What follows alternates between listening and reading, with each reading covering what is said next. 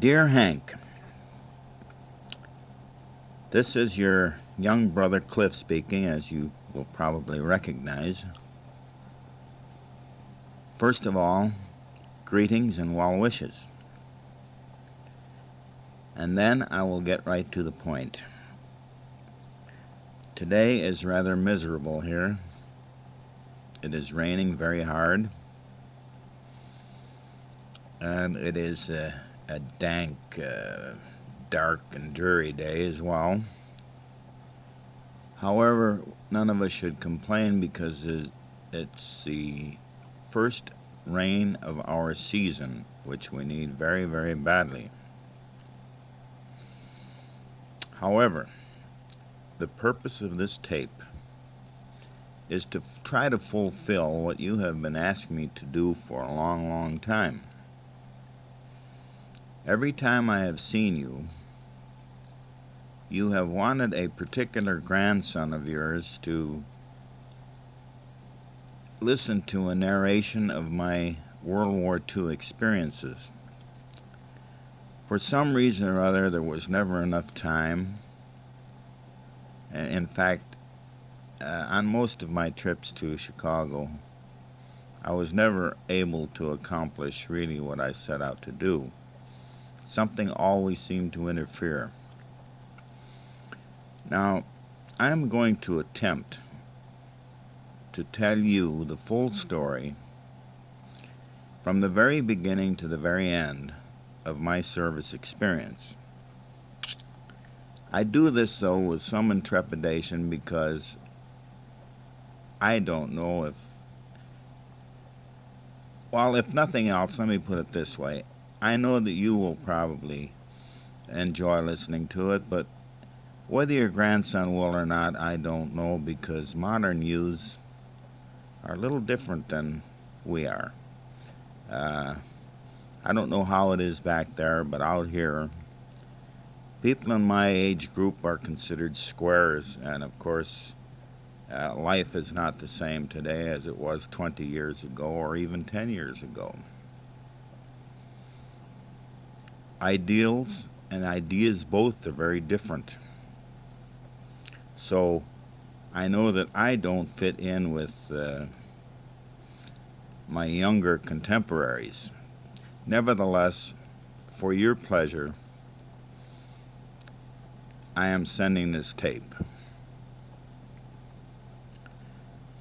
To begin with, as you will remember, there was a great lottery, the draft,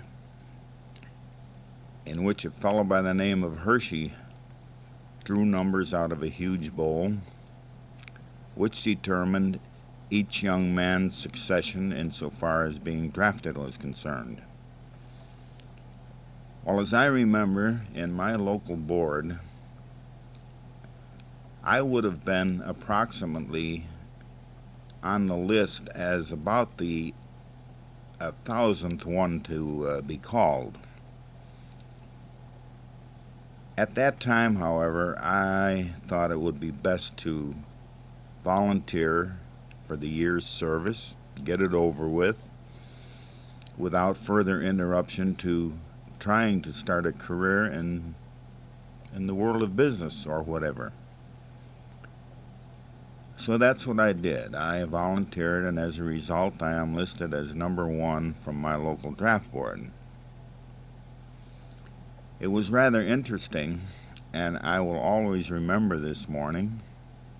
As a matter of fact, the date was January 21st, 1941.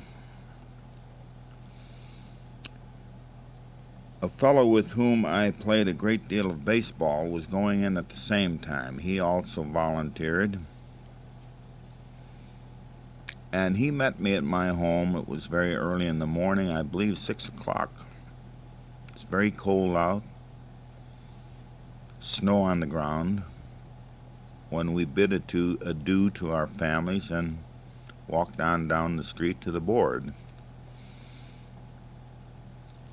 Well, it was rather interesting because when we arrived there, it seemed that the head of the board, although I did not know him, knew of me. How, I don't know, but he treated me like a long lost buddy. As a result, he made me leader of the group. In fact, I have an official document showing that I was a leader and to be obeyed, etc., by the other members that would be going with me.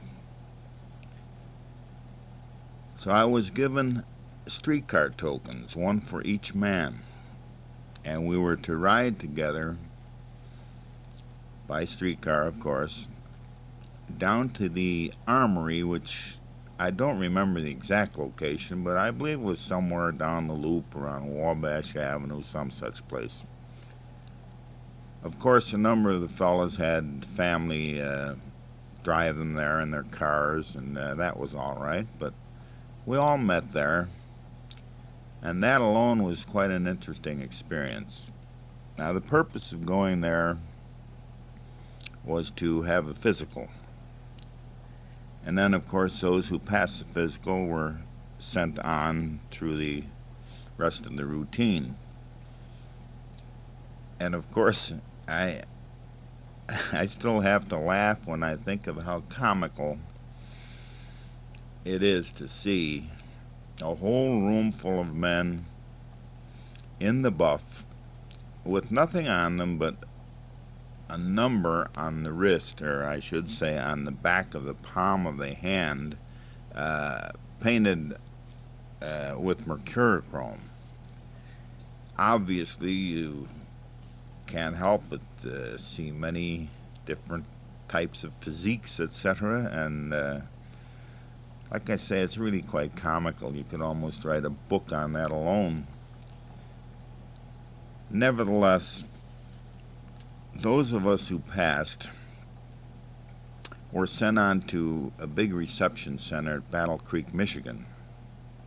But I must put in a little aside here and tell you about my buddy that went with me. He was much larger, that is, taller, probably stronger than I, could hit a baseball a mile. He was engaged to be married. Where he had been working, they had thrown a big farewell party for him, gave him a gift of a portable radio to take with him, and of course his bride-to-be, that was a parting of the ways for nobody knew how long. So lo and behold, I really did not think I would pass the physical, because if you will recall, it wasn't too much before that time that I'd had that serious surgery on my neck, in which they tell me I almost lost my life. I really did think that that would rule me out. However, it seemed to have no effect. I was accepted, and oh yes, there's another comical thing I must tell you about this physical. Part of the routine is to see a psychiatrist for a few minutes. Well, I walked into this fellow's office. He was a captain, as I recall. And actually, he looked like he needed a psychiatrist. So I sat down at his bidding, and he simply stared at me for a long time without saying a word. Then he asked me some stupid questions, at least questions that I considered stupid, such as did I like to sleep with my mother, etc. And then as he was talking, he got up and slowly walked around his desk, walked behind me, and all of a sudden he whacked me in the head. And I thought, my God, maybe I better get out of here, because maybe there's something wrong with this man. I don't know. But anyway, that was the end of my interview with him, so he passed me. Now, what purpose this whack in the head was supposed to serve, I don't know. Anyway, this strong fellow, I felt very sorry for him, because when I next saw him, sometime during this process of having this physical, he was sitting there actually weeping. And of course, he sobbingly told me that he failed the physical and he did not want to go home because he was embarrassed about the nice going away party that his employers had given him. He was ashamed to face the girl that he intended to marry. So I tried to console him and tell him that he is in fact probably very lucky and that his intended would be delighted to see him home again. And I'm sure that the people with whom he worked would likewise be delighted to have him back because he was a very decent fellow from a very good family. Anyway, those of us that passed were immediately entrained to Battle Creek, Michigan. And as mentioned before, this was a giant reception center where they processed all the rookies.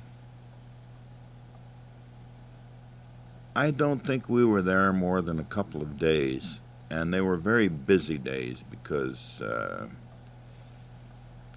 I think the first thing that happened was issue of government clothing, uniforms.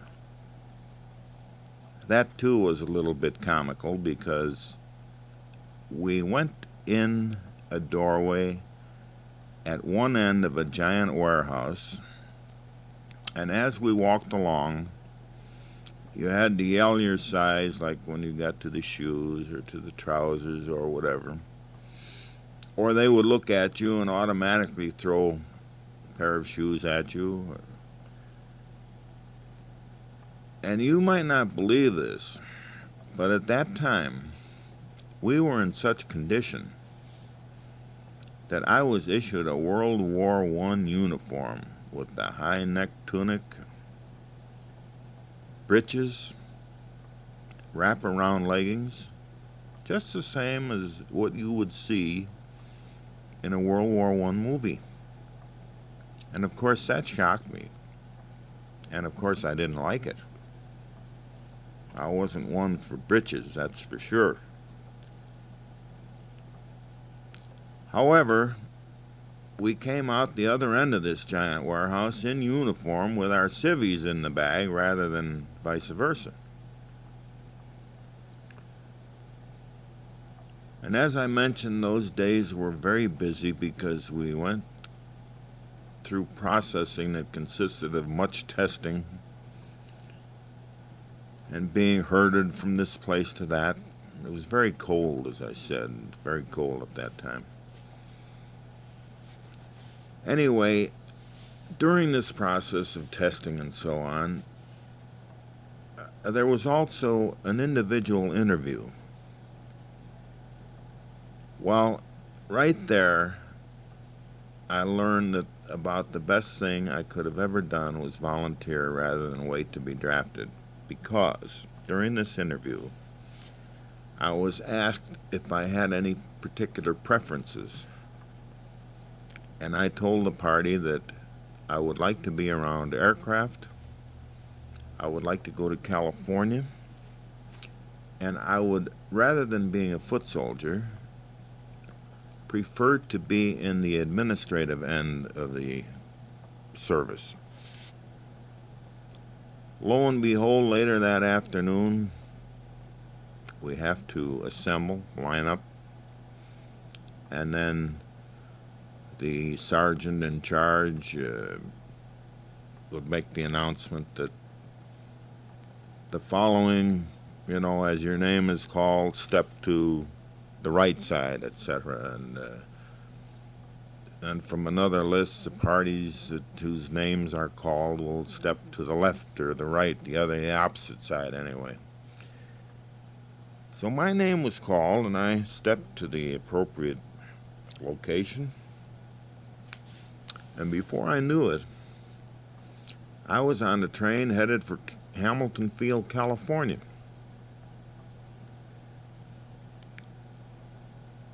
I must say that throughout my entire service time, I was very fortunate. Uh, Everything seemed to go my way. I seemed to run into the right people for the most part, not always. There were some disappointments too later, but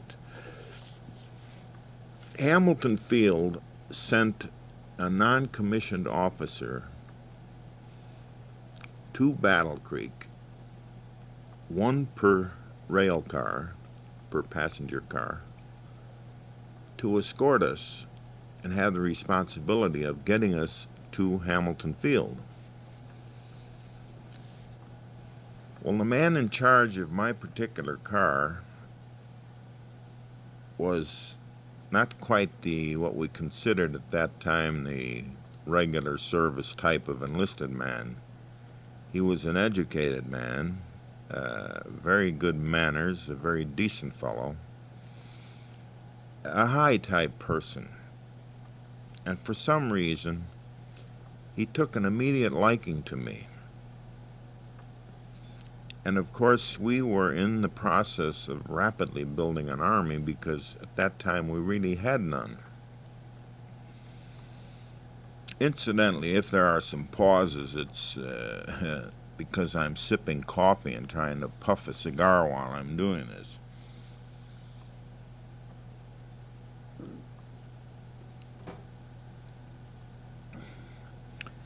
Anyway, these particular non-commissioned officers, most of them, were slated for bigger jobs, which meant promotions, etc. For example, the man in charge of my car, although only a corporal at the time, he was to become first sergeant of the companies they would form out of us recruits.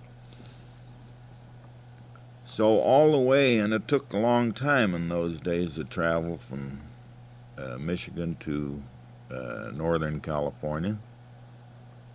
He spent most of his time with me, asking me all about myself, etc., etc., and he told me about his future, what it looked like, that he would become first sergeant of this particular ordnance company, aviation ordnance, I should say, and that he was going to do all in his power to get me in his company, and he would see to it that I not only got the type of work I liked, but that I would be placed in position whereby rapid promotion should follow if I was the man he thought I was. So that, of course, was a very auspicious beginning to my time in service. Well, when we reached Hamilton Field, that was quite an experience in itself. There were, of course, no barracks to accommodate us, so we were billeted in a giant airplane hangar. I believe there must have been about 2,000 cots in that one hangar, all in neat rows, and that was our home. And insofar as basic training is concerned, I received literally none because things weren't organized and men were needed in a hurry. And of course, basic training has changed through the years, and nowadays there is a proper basic training that takes weeks, and you learn many things. It's depending on the service, some of it is quite difficult. But mine was literally almost a picnic because there we were under the fine California sun in February. Nothing much really to do because until companies were formed, we had no real duties. But my basic consisted of just a couple things. The first thing we did was learn to march. the various movements, obey the various commands, and of course learn the cadence. Another thing we did, we had a little instruction on machine gun.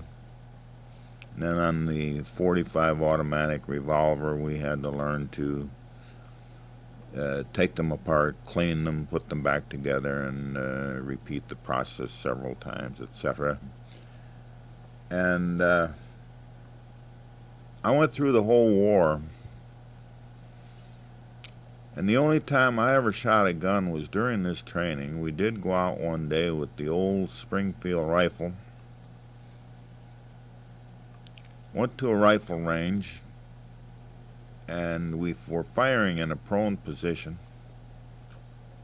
with the strap of the gun wrapped around our left arm, and the sergeant that wrapped mine around me, he made it so tight that I couldn't even raise the gun barrel high enough to even aim for the target, so I just shot my rounds and let it go at that. I had no official training on the 45 automatic, but I could get one when I wanted to, and later on, after this basic training, when I was transferred out to the Mojave Desert, we used to go out, take a Jeep and go out and try to shoot jackrabbits, of course, which is very hard to do with a 45 automatic. Believe me, that's not the type of gun for that type of shooting. However, it wasn't too long. Well, I should say something else first here. Fortunately, I picked up the art, or whatever you want to call it, of marching very rapidly as a result. And then, of course, in a group you get so many people that just find it very difficult, and you gradually weed those out, and then you make of them what you call the awkward squad. So I was made an acting corporal,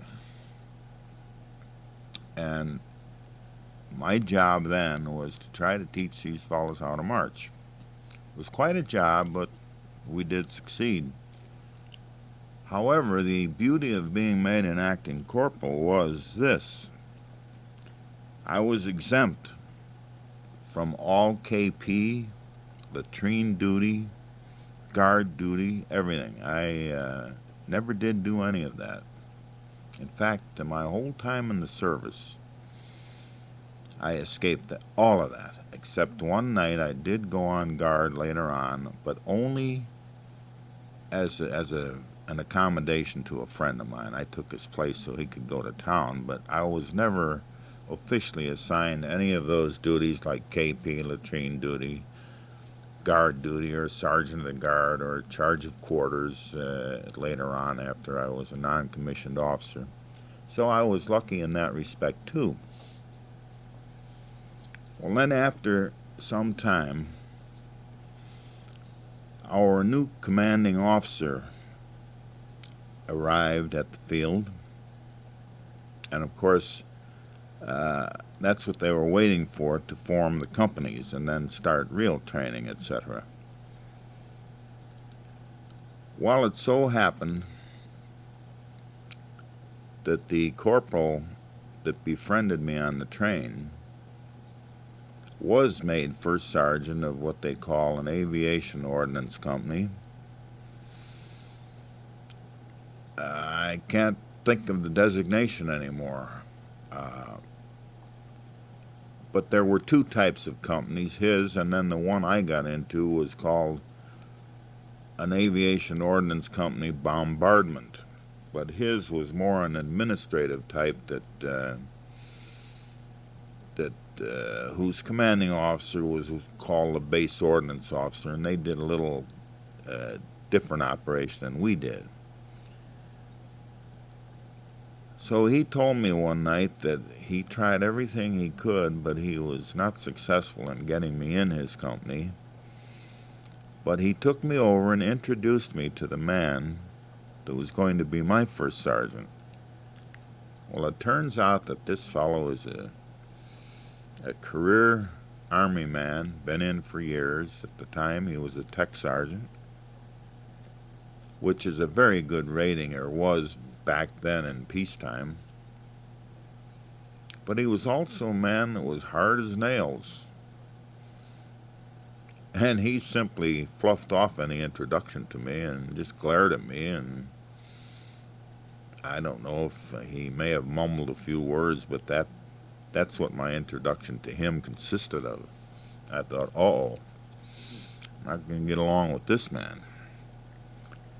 But anyway, another reason I found out later for my assignment and why I couldn't get into the other man's company was that they needed a certain quantity of what you might call higher type personnel for the other company as well.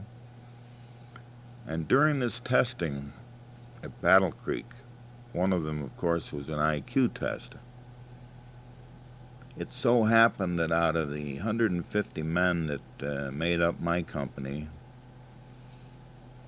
I had the highest IQ score of anybody in it. And that helped me along too later on. Then, I should say, it helped me then and later on as well. And there was only one other fellow tied me, and he was in the other company, and he was also a very high-type person who later became commissioned as I did.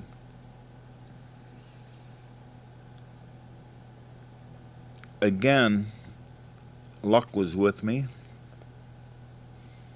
because after the new commanding officer arrived, we had to meet in a large room, and one by one, we had an individual interview with this man.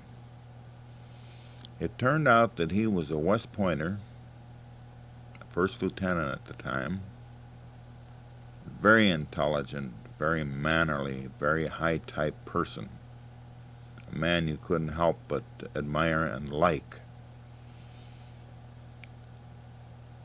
And I guess my corporal from the train had been doing his groundwork for me, because when I was called up to talk to the lieutenant, he immediately arose, put out his hand, and he says, "Oh, you're Mormon, aren't you?" I said, "Yes, sir." So he said, "I've been waiting to meet you." So anyway, we discussed the pros and cons of duties and so on. And he said, "I understand you'd like to be in the administrative end." He says, "Can you type?" I said, "No." He said, "Would you like to learn to type?" I said, "No, sir, I don't really think that would become me, and that doesn't fit in with my ambition at all." He said, "Well, I'll tell you what. You think you could hunt and peck?" I said, "Oh, yes, I think I could handle that all right." See, what he really wanted to do was send me to night school to learn proper touch typing, but I didn't want it.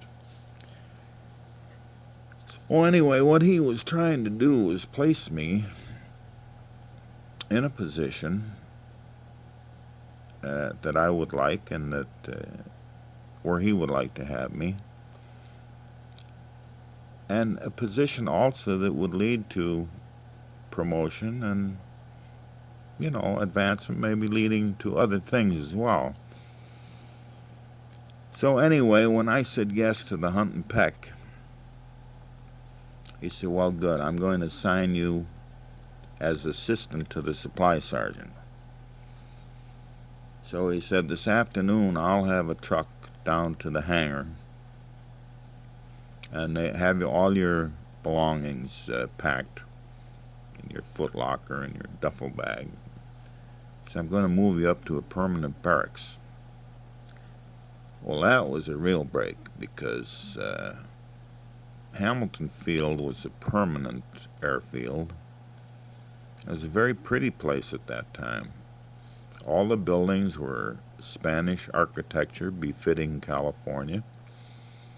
The driveways were circular or curved, all lined with palm trees and beautiful flowers. And it was really quite a nice place. And the barracks were very nice. They had wall lockers, uh, real highly polished uh, composition floors of some type. I don't know what the material was, but and each building had its own mess hall. Now, mind you, when we were in the hangar, you could really only get 2 meals a day because uh, thousands of men would line up at once for a meal. And you've heard the old saying in the service, you hurry up and wait. Well, that was true. Took a long time to get through that line and into the mess hall to get your meal. Now, being in a permanent barracks is quite a contrast because, as I said, each one had its own little mess hall. It was very pleasant. I remember this one that I was in had varnished tables, regular china and silverware, bright yellow curtains on the windows, gleaming steam tables and coffee urns and so on. And you never had to wait. You could walk in when you wanted to, literally. Go right up, get whatever you wanted, get as many helpings of anything that you wanted, like ice cream or whatever. It was an entirely different living. And at the same time, another benefit of this transfer, or this move, the CO immediately promoted me to a PFC. I don't know if it was a second class specialist, something like that. And that gave me as much pay as a sergeant, but without any of his duties. I had no non-com duties. Again, that made me exempt from latrine duty, from KP, from guard duty, from the whole bit. In other words, it was just like I was going to an office every day as in civilian life. And the supply sergeant was, in a way, fortunately for me, a regular Army man, smart young punk, really, a real goof-off. And that was good for me because it really, in a way, it made me.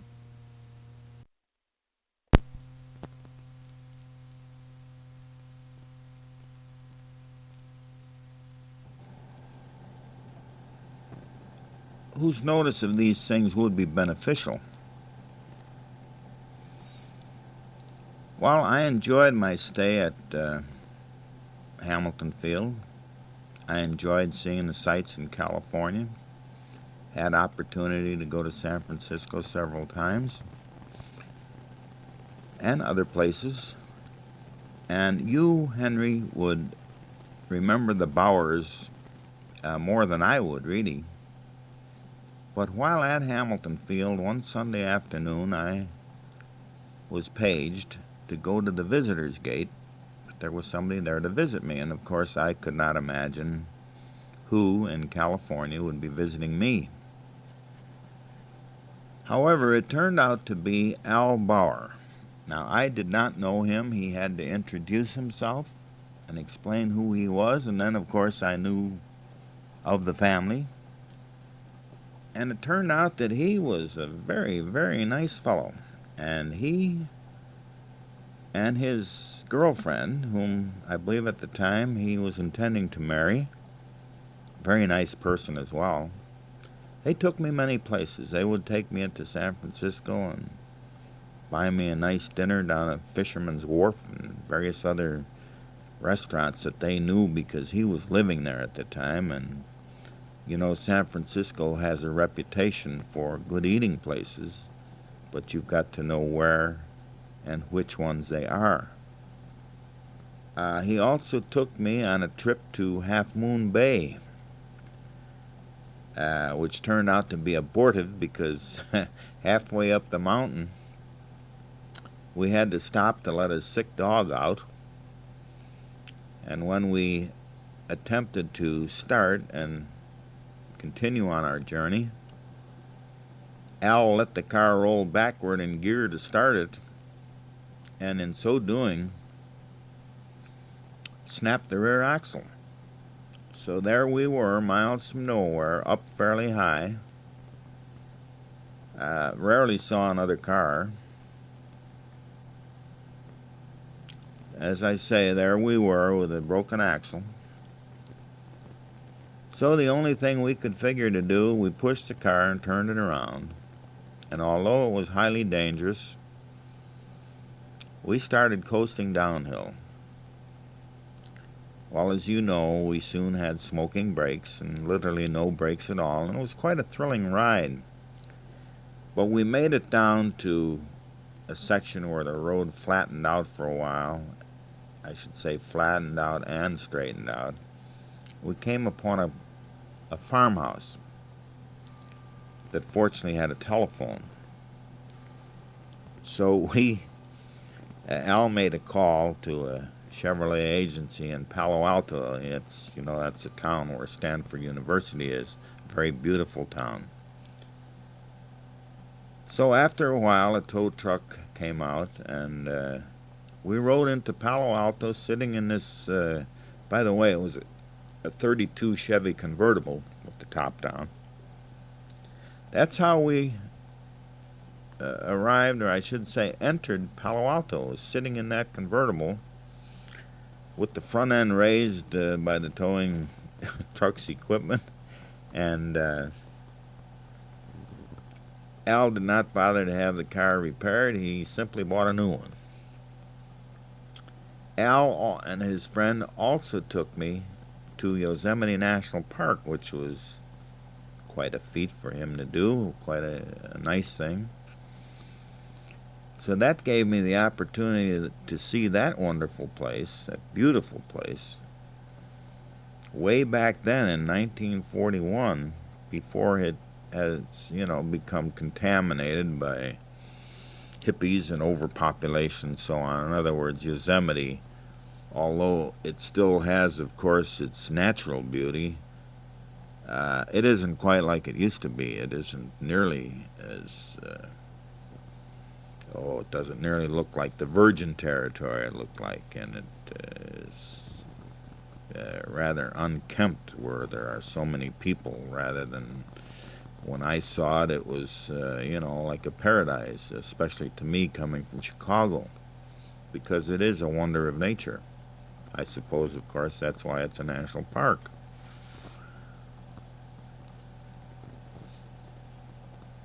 But, while we were at Hamilton Field,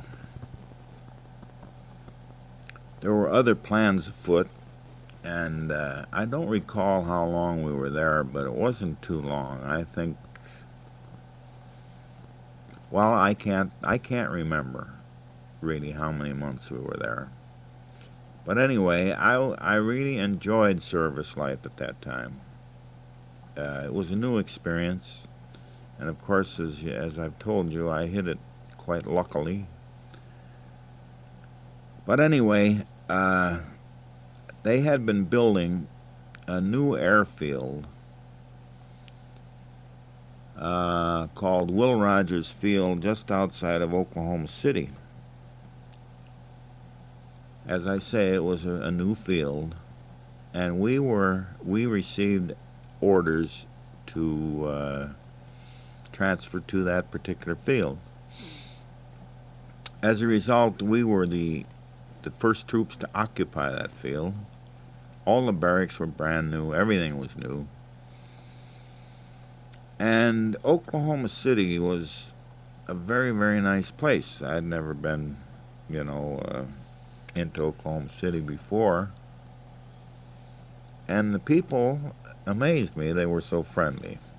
Well, I soon learned that although Oklahoma City would get occasional service people in, like from the old Army station, Fort Sill, Oklahoma, and maybe a couple other places, it was never really a soldier's town. In other words, they never had soldiers stationed nearby so that they would be in town in quantity. But because of conditions existing at the time and so on, there was a lot of patriotism. And the people of Oklahoma City went all out before we ever arrived to assure that we would be entertained, we would be made feel perfectly welcome. In fact, the mayor of the town, I believe, went on the radio, published articles in the newspaper, requesting that all citizens open their hearts and their homes to the servicemen that would soon be arriving. And that they certainly did do. Strangers would stop you on the street, introduce themselves, invite you for Sunday dinner, or invite you to a picnic,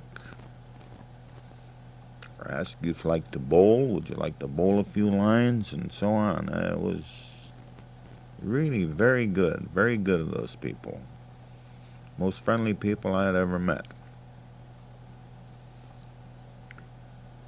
But Will Rogers Field, it was, again, another stroke of good luck to be sent there because, like I say, there's nothing like going into a brand new place. Everything's clean, everything's in order. And that's when some real good changes took place. When I went in, of course, I went in with a group from Chicago.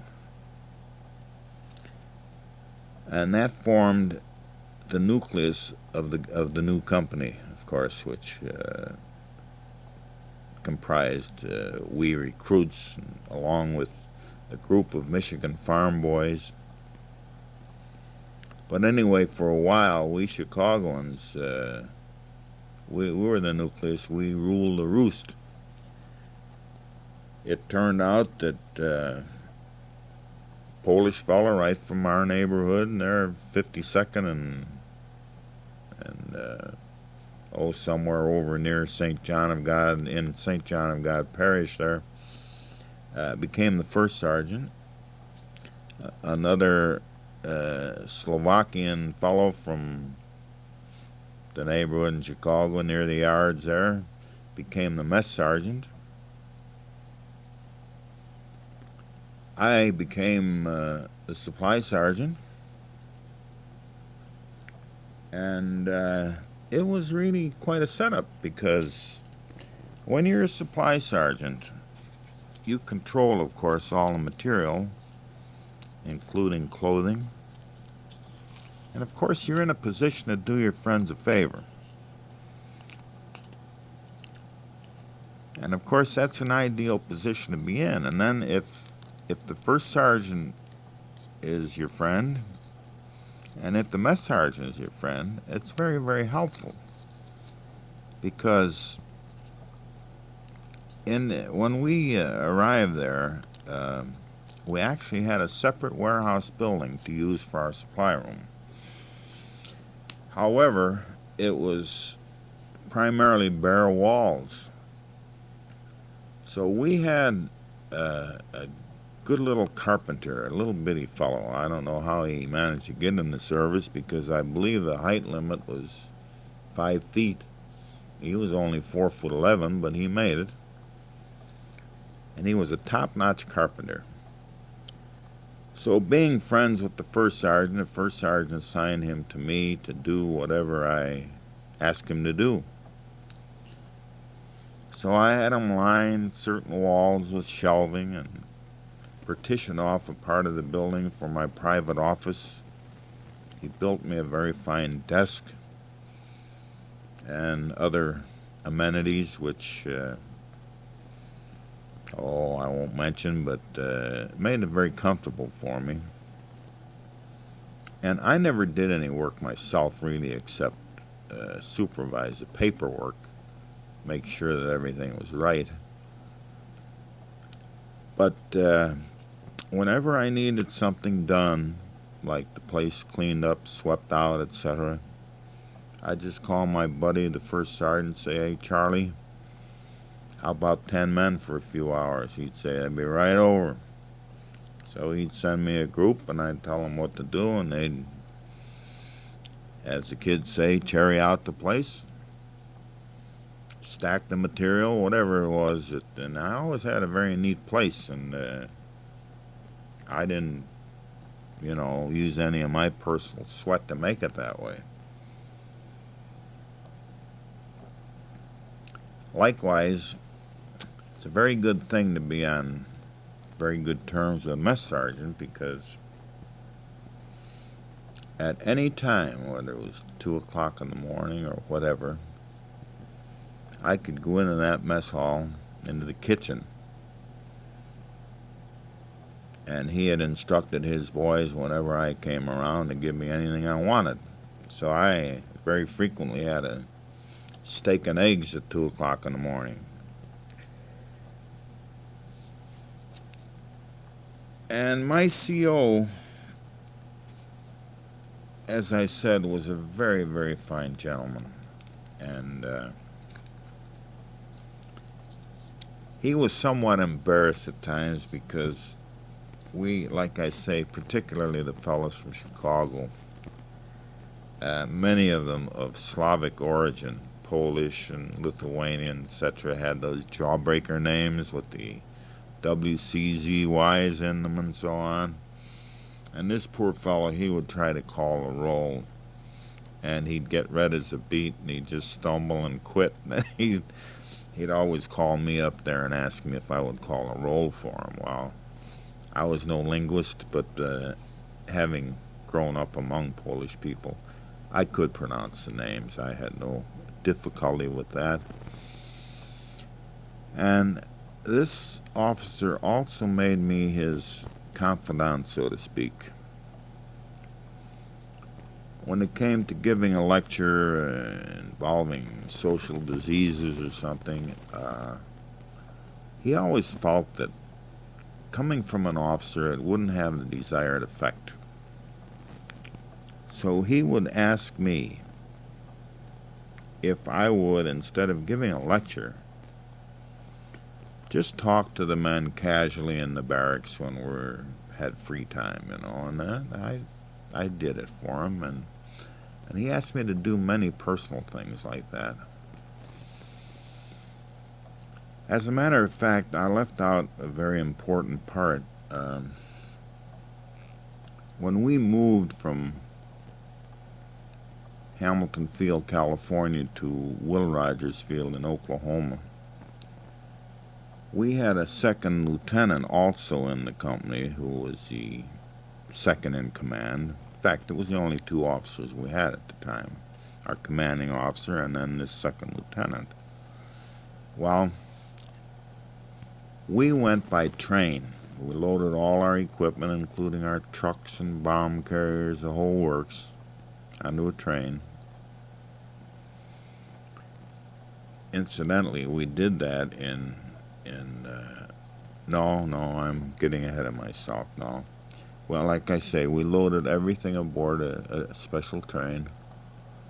And this second lieutenant was in charge of us. He was traveling with us on the train. And of course, the CO drove with his family. He was a married man, had a child or two. And of course, we got there before he did. I think he had some delay en route for leave or some such purpose. Anyway, this second lieutenant was, I guess, what they used to call a 90-day wonder.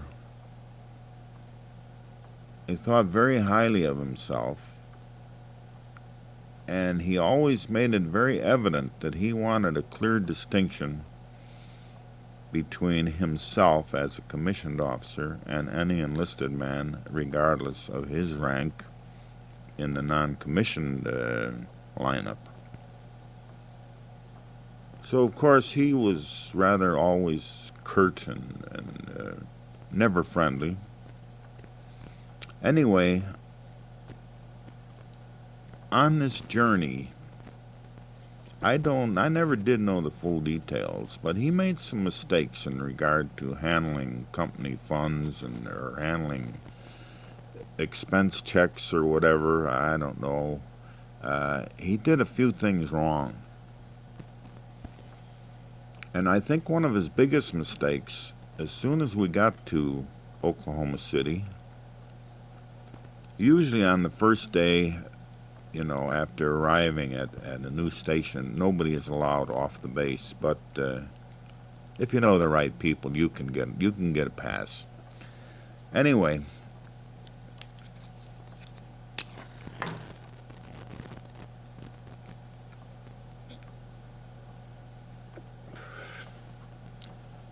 Oklahoma at that time, maybe still is, I don't know, was a dry state, and all you could get was 3.2 beer.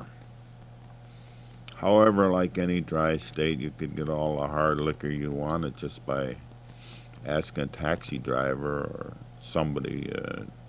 There's a lot of bootlegging, you could get anything you wanted if you paid for it.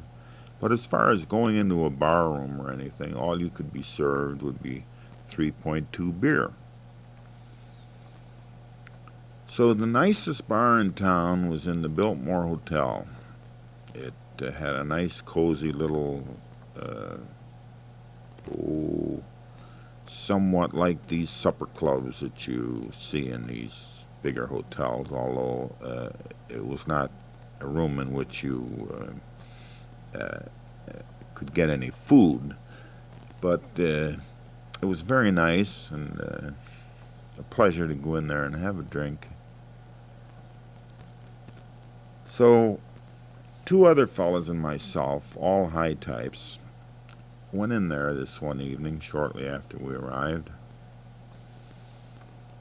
And this second lieutenant was standing there at the bar. So we ordered a beer, and when he saw us, he said, "Good evening, fellas." He says, "That beer's on me."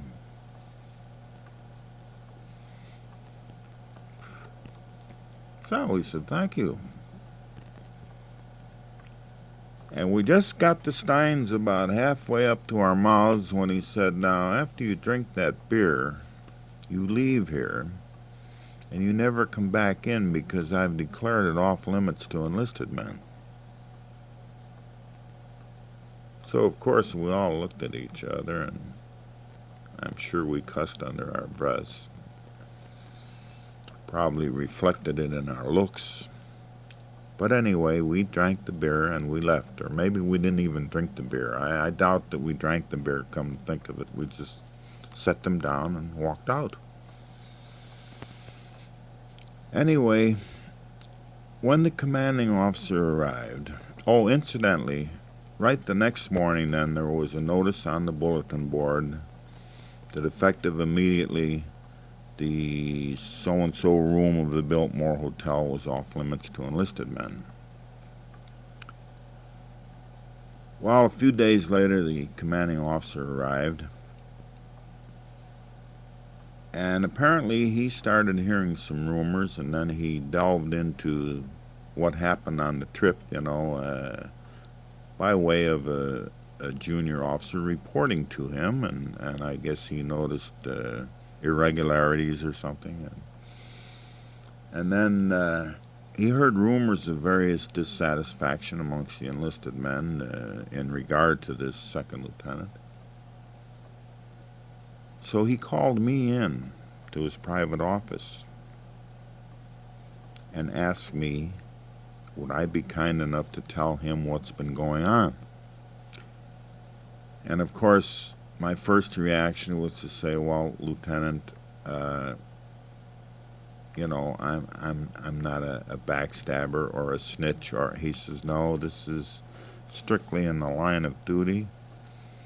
I ask you as a personal favor to me and for the good of the company to please tell me, and I guarantee you that no such image will be reflected upon you. If you do, you will be doing your fellows a service if you level with me."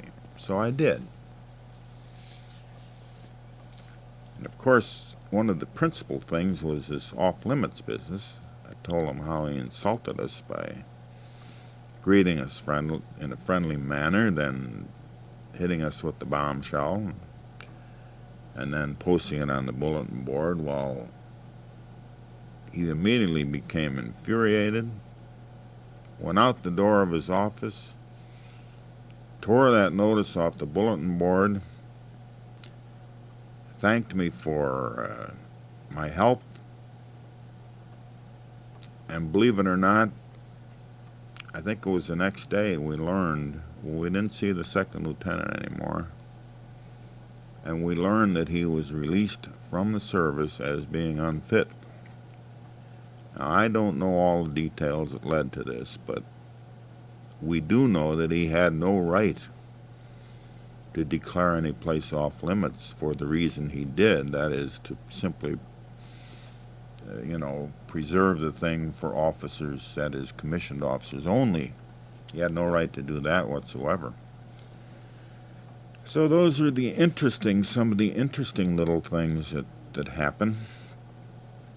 And like I say, from then on, whenever there was a problem among the men, the CO would call me in and ask me if I would handle it for him. Again, his theory being that coming from one of their fellows rather than from an officer, it may be more effective. So I helped him out whenever I could.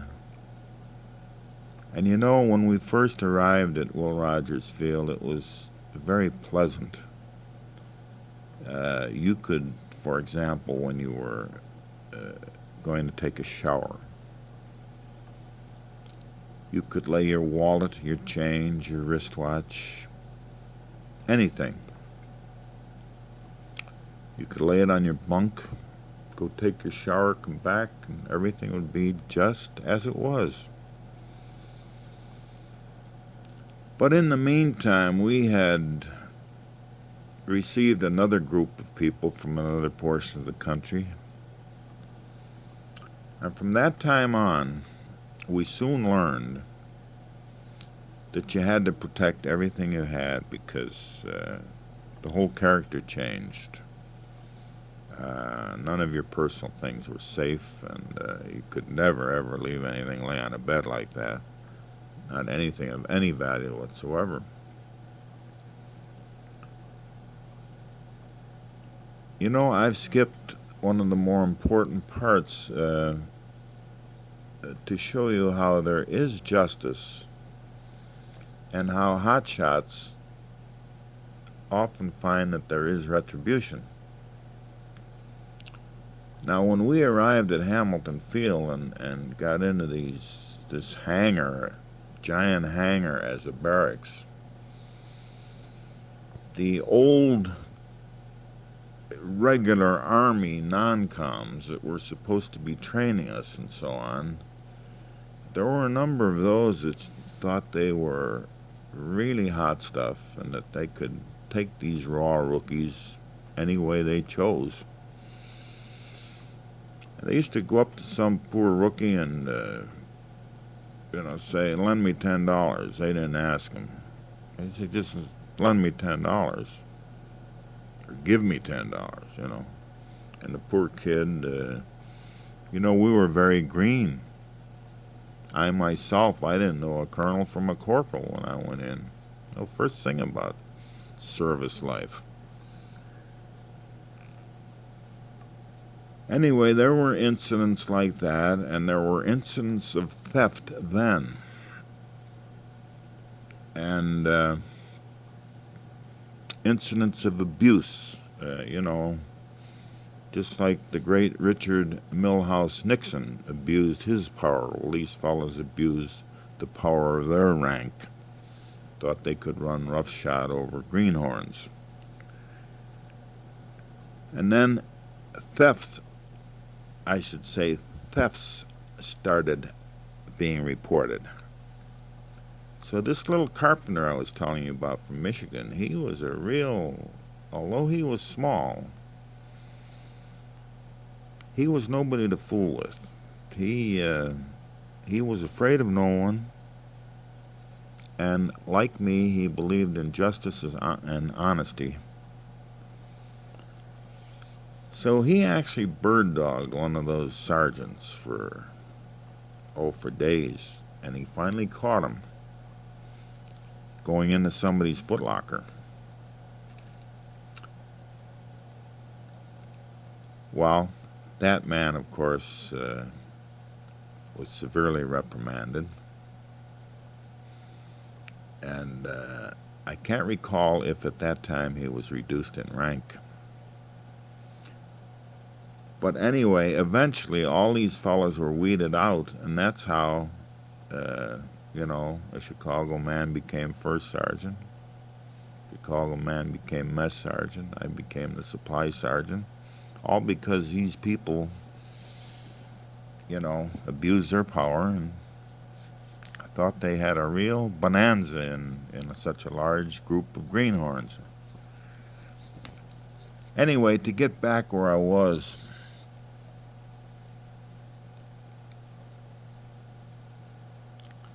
things went along pretty well in Oklahoma City, there at Will Rogers Field. As I say, the people were very nice. The YWCA was always throwing dances, USO throwing dances, and to repeat, many people inviting us to their homes, and hospitality of all kinds. As a matter of fact, that's where I met Loretta. And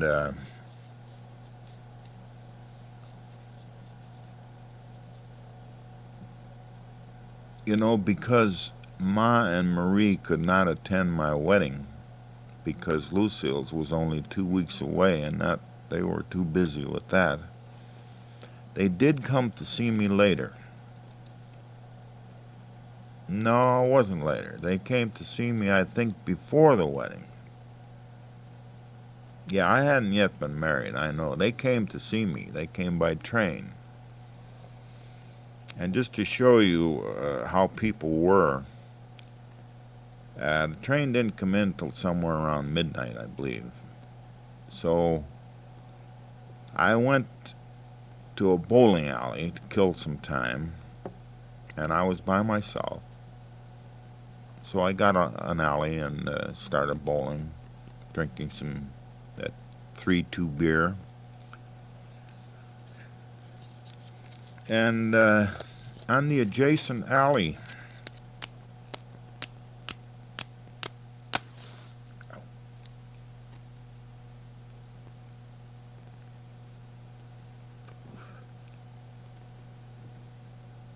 were two fine-looking young couples bowling, having a drink.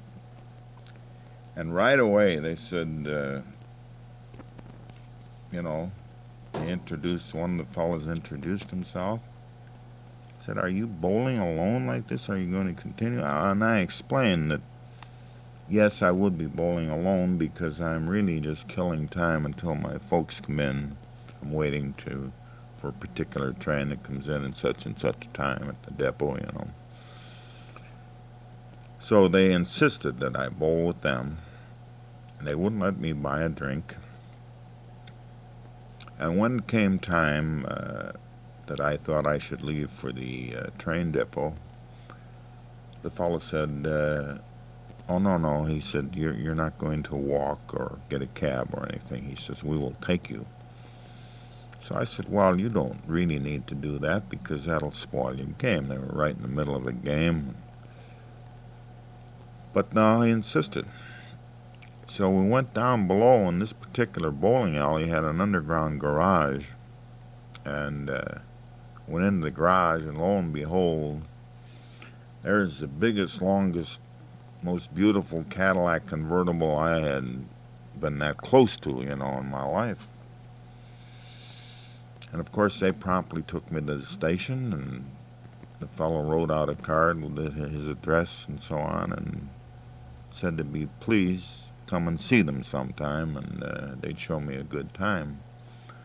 Like a fool, I never did go, and I learned later from Loretta that was one of the most wealthy oil families in Oklahoma. So maybe I missed a bet there. Maybe if they'd liked me well enough, I might have been in the oil industry, who knows? On the other hand, maybe it was just a gesture to invite me. I didn't know, but as I think of it, I think they genuinely probably meant the invitation. Anyway, I blew that one.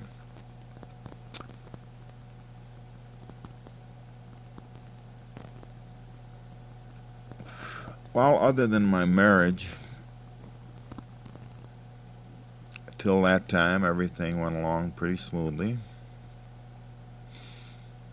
I was by then promoted to, let's see, what was I? Yeah, I skipped corporal and was promoted to buck sergeant somewhere along the line there. And then, perhaps you don't know this, but Loretta and I were married exactly 3 weeks before Pearl Harbor. We had a little rented, furnished apartment in Oklahoma.